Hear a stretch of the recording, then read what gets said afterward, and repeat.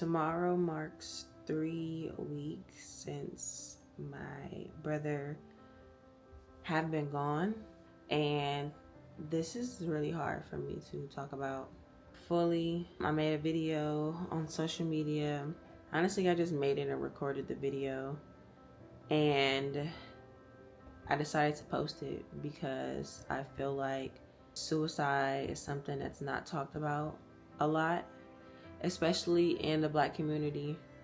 You know, we are easy to talk about cancer and someone being murdered and car accidents, accidents. And once it comes to mental health, once it comes to depression, once it comes to all of these things leading to suicide and leading to someone, one of our loved ones, taking their life, it's something that I feel, based off of my experience, what I've seen, it has been silenced.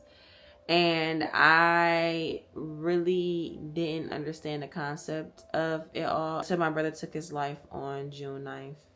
My brother just graduated high school May 22nd, and we flew out to Texas to go see him graduate. He was living out there for about a year with my dad and my baby brother and my dad's fiance and her daughter. He just made a life. He made a life out there. It was so cool to see my brother just like make so many friends, start to develop into the man that he was becoming. My brother turned 18 in April, and he loved cooking. He ended up getting his name Chef Zay once he got out there, and it was just so cool to see my little brother just grow up. I remember when my mom and dad was going through this process of separating right before they divorced, and I was in 7th grade. My brother, he's 6 years younger than me. I don't know how I was in 7th grade. 2013, 12. I don't know. Was I like, or maybe, yeah, I think I was like in 2012 maybe, or 2013. My brother was probably about 7, I think. Yeah, he was like 7 or 8. And me and him moved to Florida together. And 2 of my youngest brothers lived with my dad back at home, originally from Cleveland. And my older brother was in college, I believe, at the time. And I just remember being out there with my little brother and just me being his older sister. It was such a unique experience. I think that's what really developed me and my brother's relationship. And I started to understand him and his tendencies, because he was something else when we were younger. He was something else. And seeing him developed and even replaying these memories is just amazing. It's amazing. I remember when he was 2 years old, or turning 3, one of those, and we had a SpongeBob party for him, and he was so scared of SpongeBob and Patrick, and he literally ran into the bathroom and tried to lock himself in the bathroom because he was scared of like the people in the suit. But I'm gonna miss my brother so much.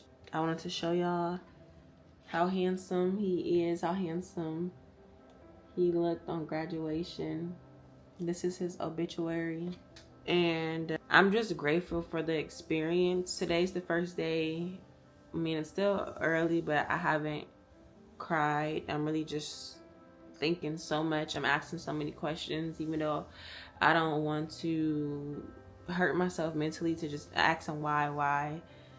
And to be transparent, my brother, he left a video on his phone, 2 videos, one of him actually enacting, and the other video was to my family.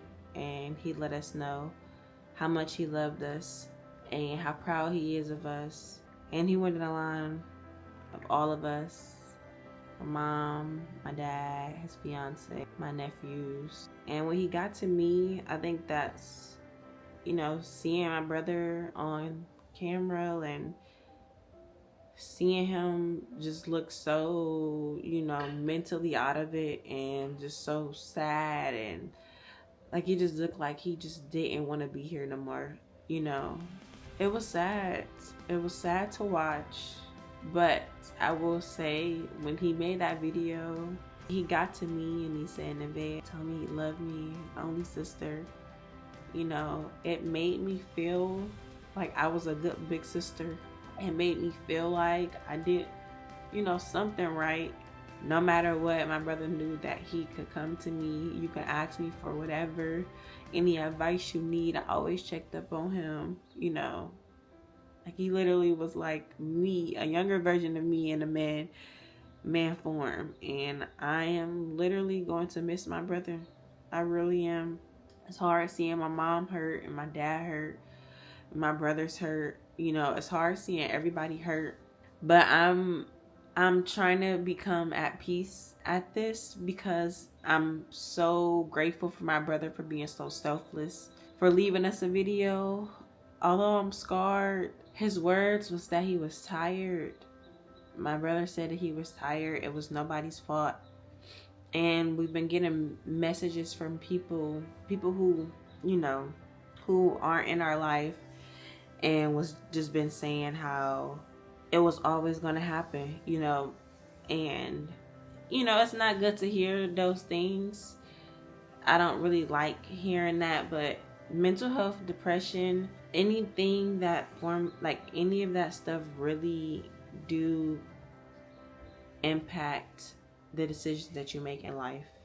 And this has just made me put so much thought into like how I move in life, and how I allow for things to affect me, and to what extent. It just changed my perspective a lot. And yeah, I just really wanted to just sit here and just talk a little to myself, to y'all, and to let y'all know that people are out here, family is out here, friends, you know, whatever is your outlet that you need. It can be talking to a therapist, someone that's licensed. It can be doing things that calm your body, calm your mind, calm your spirit.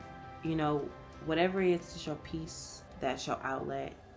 Utilize that resource, because there's so many ways, so many resources out here that can help you. And I'm really am praying for people who are experiencing what me and my family are experiencing right now. It's been hard. Every day's been hard, but we gotta keep going. That's all my brother would have wanted, was for us to keep going. For this to not stop us, stop what we've been doing. For us to not sit and drown ourselves in sadness, to grieve, to heal, but to know that he is all around us. And I feel my brother. I feel that he's at peace. You know, he wanted to go. And as much as I could sit here every day and talk about how I wish things could be differently, how I wish I was more involved, I did the best that I can do. And I just hope my brother is at peace. I hope that you all who are experiencing this, have experienced it, are going through anything, depression in a dark place. I really hope that you can find your peace. Connect with somebody. Connect with me. I would love to speak with you all. And just continue to make an impact. Continue to live free and feel free. And feel like you have a purpose to get up every single day and do something. So we are here for you.